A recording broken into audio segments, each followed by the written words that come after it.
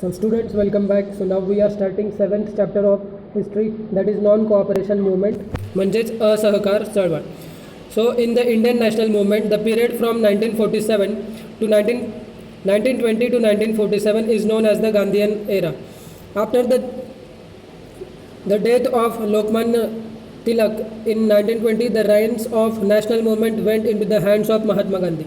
ठीक आहे, म्हणजे 1920 इसवी सन 1920 ते 1947 हा भारतीय स्वातंत्र्य चळवळीचा कालखंड गांधीयुग या नावाने ओळखला जातो. ठीक आहे, तर 1920मध्ये लोकमान्य टिळकांचं निधन झालं. मग त्यानंतर जी राष्ट्रीय चळवळ आहे आपली, ज्यातून आपल्याला भारतासाठी स्वातंत्र्य मिळवायचं होतं, ती राष्ट्रीय स्वातंत्र्य लढ्याची चळवळ, तिची सूत्रे आता महात्मा गांधीजींकडे आली.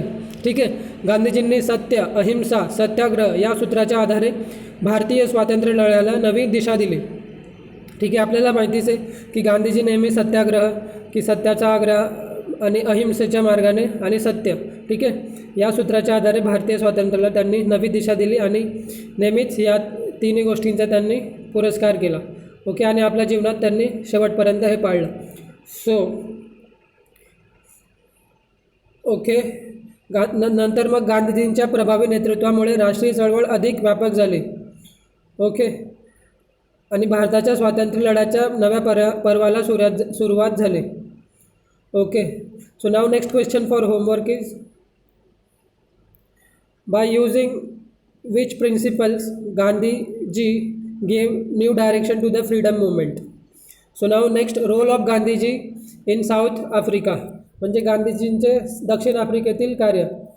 तर मग महात्मा गांधी 1893मध्ये वकिलीच्या कामानिमित्त ते दक्षिण आफ्रिकेत गेले होते. दक्षिण आफ्रिका ही इंग्लंडची एक वसाहत होती त्या काळात. वसाहत म्हणजे कॉलनी होती. ठीक आहे, तिथे जसे भारत त्यांची वसाहत होती, म्हणजे ब्रिटिशर्स भारतात येऊन राहत होते आणि आपल्यावर राज्य करत होते, तसंच ते दक्षिण आफ्रिकेत सुद्धा गेले होते. म्हणून इथे म्हटलं आहे की south Africa was a colony of the British. Okay, so मग तिथे उद्योग, व्यापार व अन्य कामधंद्यासाठी अनेक भारतीय स्थायिक झाले होते. ठीक आहे, बघा, उद्योग, व्यापार आणि कामधंदे. सो तेव्हासुद्धा जात होते लोक.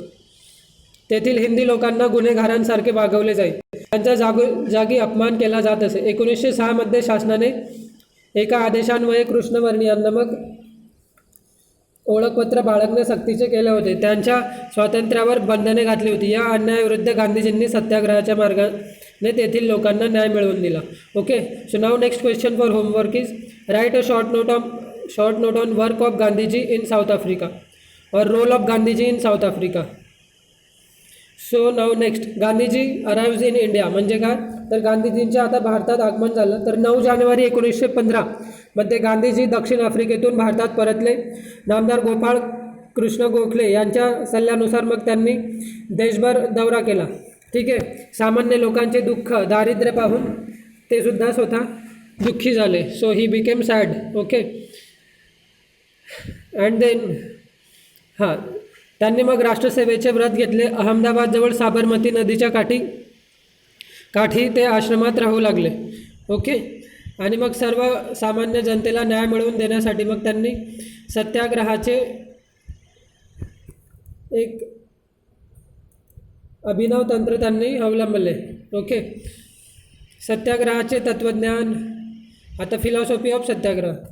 Okay, so now we saw just गांधीजींचे भारतात आगमन and now philosophy of satyagraha. तर मग गांधीजींनी सत्याग्रहाचे नवे तंत्र लोक चळवळीत आणले. सत्याग्रह म्हणजे सत्याचा, न्यायाचा आग्रह धरणे, अन्याय करणाऱ्या व्यक्तीला संयमाने व अहिंसेच्या मार्गाने सत्य व न्याय याची जाणीव करून देणे व तिचे मत परिवर्तन करणे हे सत्याग्रहाचे उद्दिष्ट होते. सत्याग्रह करणाऱ्या व्यक्तीने हिंसा व असत्य यांचा वापर करता कामा नये अशी गांधीजींची शिकवण होती. ठीक आहे, so yes, now next question for homework is write a short note on philosophy of satyagraha. Okay, next, later on. तर मग पुढे भारतातीलच नाही तर जगातील अनेक देशात जनतेने अन्यायाचा प्रतिकार करण्यासाठी सत्याग्रहाचा मार्ग स्वीकारला. अमेरिकेतील कृष्णवर्णियांच्या हक्कासाठी झगडणारे मार्टिन ल्यूथर किंग आणि दक्षिण आफ्रिकेतील नेल्सन मंडेला यांच्यावर गांधीजींच्या सत्याग्रहाच्या मार्गाचा प्रभाव पडला. Okay, so now next is Champaran Satyagraha. बिहारच्या चंपारण्य भागात ब्रिटिश मळे मालकांकडून, ठीक आहे, त्यांचे जे होते प्लांटेशन हे ना, प्लांटेशन्स होते, त्यांच्या बगीचे असायचे. तर मग हे जे मळे, ब्रिटिश मळे मालकांकडून भारतीय शेतकऱ्यांवर नीळ पिकवण्याची सक्ती केली जात असे. ही नीळ ठरलेल्या दरातच मळेवाल्यांना विकण्याची सक्ती असल्यामुळे त्यात शेतकऱ्यांचे आर्थिक नुकसान होत असे. आणि मग जेव्हा गांधीजी 1917मध्ये चंपारण्यात गेले, गांधीजींनी चंपारण्यात शेतकऱ्यांना संघटित करून सत्याग्रहाच्या मार्गाने आंदोलन केले. गांधीजींचा भारतातील हा पहिला लढा यशस्वी झाला, शेतकऱ्यांना न्याय मिळाला. Okay, so now next is खेडा सत्याग्रह.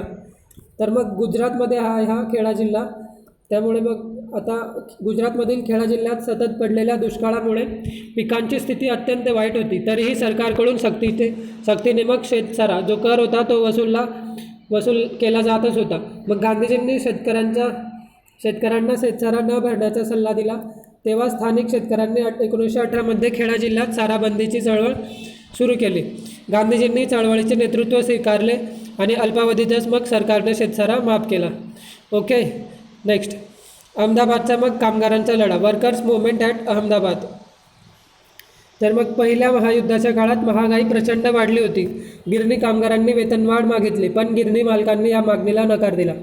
आता पहिल्या महायुद्धाच्या काळात महागाई का वाढली, तर ब्रिटिशर्स, आपण भारतीय नव्हतो पहिल्या महायुद्धात, ब्रिटिशर्स होते. आणि ब्रिटिशर्स काय करायचे, त्यांनी बराच खर्च केला होता पहिल्या महायुद्धात, ठीक आहे. मग त्यांना कर्जही काढावं लागलं होतं आणि त्या कर्जाचं व्याज भरणे, कारण की पहिलं महायुद्ध 4 ते 5 साडेचार वर्ष चाललं ते, 1914 ते 1918 हे ना.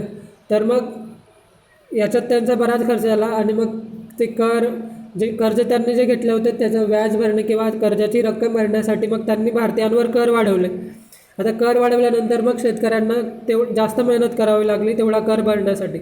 सो देअर हार्डशिप इन्क्रीज्ड आणि मग महागाई तर वाढलीच होती, ठीक आहे. आणि फोर्सफुली ते रिक्रूट करत होते soldiers. So all this things, mill workers demanded for rise in salary. Okay, पण गिरणी मालकांनी या मागणीला नकार दिला.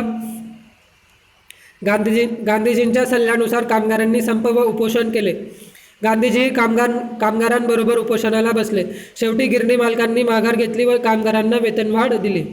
Okay, so now next question for homework is write short note on Kheda satyagraha. Now satyagraha against Rowlatt act, म्हणजे रोलेट कायद्याविरुद्ध सत्याग्रह. पहिल्या महायुद्धात भारतीयांनी ब्रिटिशांना मदत केली. युद्ध समाप्तीनंतर भारतीयांच्या हिताचे निर्णय घेतले जातील, जबाबदार शासन पद्धती आणली जाईल असे भारतीयांना वाटत होते. भारतातील जनतेत वाढत्या किमती, वाढलेले कर इत्यादी आर्थिक व राजकीय कारणांमुळे ब्रिटिश शासनाविरुद्ध असंतोष वाढत होता. बघा इथे ते झालं आहे, परत काय आलं आहे की वाढत्या किमती, वाढलेले कर.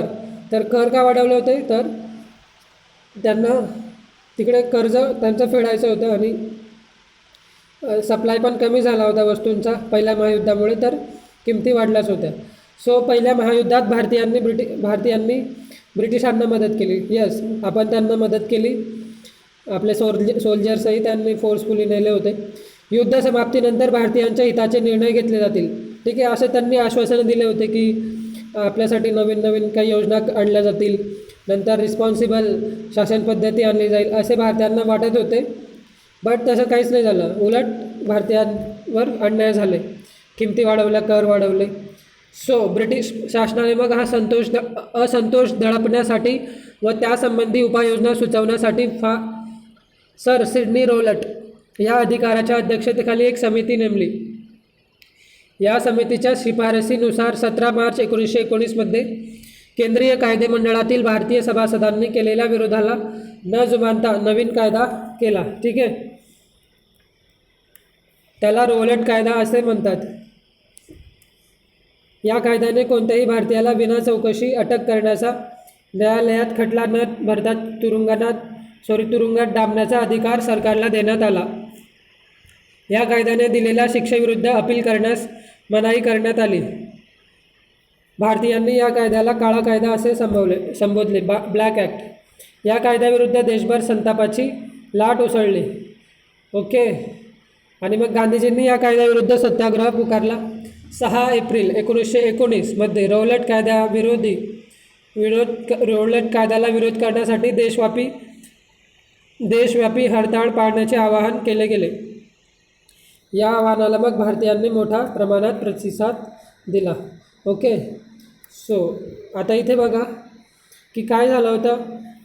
भारतीयांचा विरोध वाढला होता कारण की किमती वगैरे वाढल्या होत्या वस्तूंच्या आणि करही वाढवले होते. तर मग भारतीय आता त्यांना अपोज करत होते. बट हा जो विरोध आहे तो दडपून काढण्यासाठी मग त्यांना काही कारण न सांगता त्यांना जेलमध्ये टाकणे, तुरुंगात डांबणे. ठीक आहे. आणि जनरली असं नाही करता येत, आपल्याला काही कारण सांगावं लागतं. नंतर 24 तासांच्या आत न्यायालयात न्यायाधीशांसमोर उभं करावं लागतं त्या गुन्हेगाराला, ज्याला आपण गुन्हेगार समजतोय. तो गुन्हा जर सिद्ध झाला कोर्टात, न्यायालयात, तरच मग त्याला गुन्हेगार असं म्हटलं जातं. परंतु हा ॲक्ट होता रॉलेट ॲक्ट और ब्लॅक ॲक्ट, ज्याच्यात कोणत्याही भारतीयाला विना चौकशी अटक करण्याचा व न्यायालयात खटला न भरता तुरुंगात डांबण्याचा अधिकार सरकारला देण्यात आला. ठीक आहे. मग या कायद्याने दिलेल्या शिक्षेविरुद्ध अपील करण्यासही मनाई करण्यात आली. ठीक आहे, म्हणजे सगळीकडून आपल्याला बंदी घातली होती. So now next, Jallianwala Bagh मॅसेकर. Okay, Jallianwala किंवा आपण याला म्हणतो जालियनवाला बाग हत्याकांड. ओके, सो मग रौलट कायद्याविरुद्ध पुकारलेल्या लढ्याने पंजाब प्रांतात प्रखर स्वरूप धारण केले होते. मग अमृतसर हे शहर या चळवळीचे प्रमुख केंद्र बनले होते. सरकारने दडपशाहीचे सत्र सुरू केले. गांधीजींना पंजाब प्रांतात प्रवेश करण्यास मनाई करण्यात आली. ओके, त्याचबरोबर जनरल डायरने अमृतसरमध्ये सभाबंदीचा हुकूम जारी केला. अमृतसर येथील हरताळ प्रकरणी डॉक्टर सत्यपाल व सैफुद्दीन किशलू अशा प्रमुख नेत्यांना अटक करण्यात आली.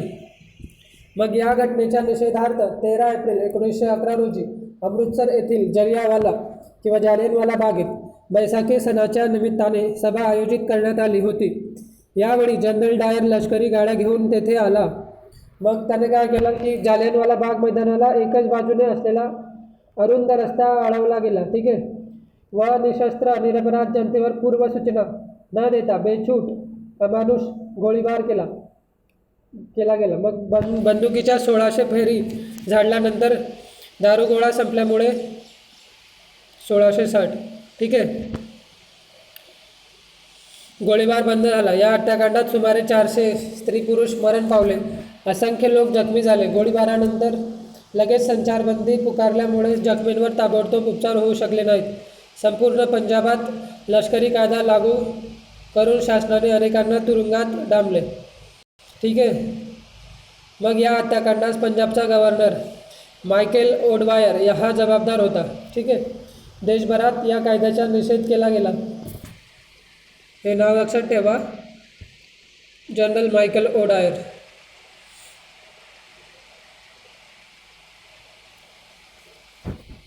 ओके, हत्याकांडाचा निषेध म्हणून रवींद्रनाथ टागोर यांनी ब्रिटिश सरकारने दिलेल्या सर या खिताबाचा त्याग केला. पुढे हत्याकांडाच्या चौकशीची मागणी भारतीयांनी केली.